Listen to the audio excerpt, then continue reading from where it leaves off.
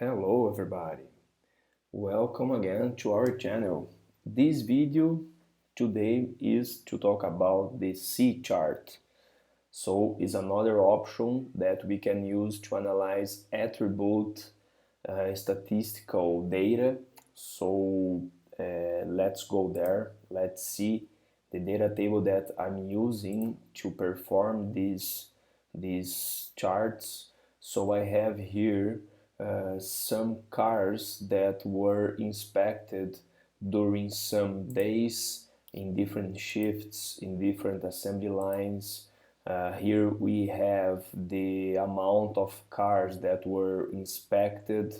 We have a column specific for the number of the cars that had the defect 1, another one that is about the defect 2, the defect 3, and the total defects.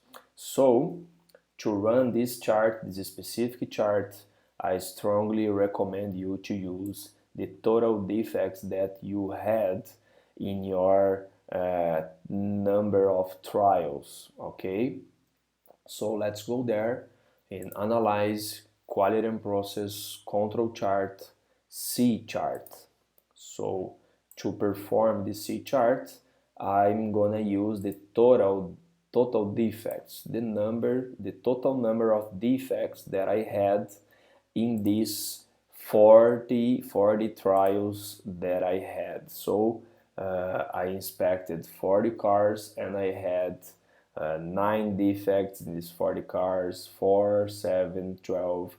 The C chart is gonna show me the count of the total defects by cars inspected. So I have all the statistical situation here, statistical details here.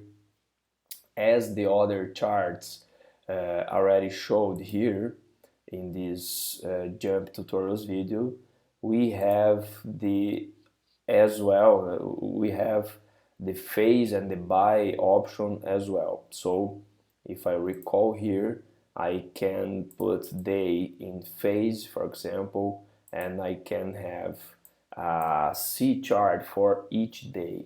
Okay, so this is an option you can use if you think that is important to you, that will add some value. So that's it. C chart, the only thing that we have to pay attention is the response variable that we will use. Okay guys, I hope I could help you again, and see you in the next video. Bye bye.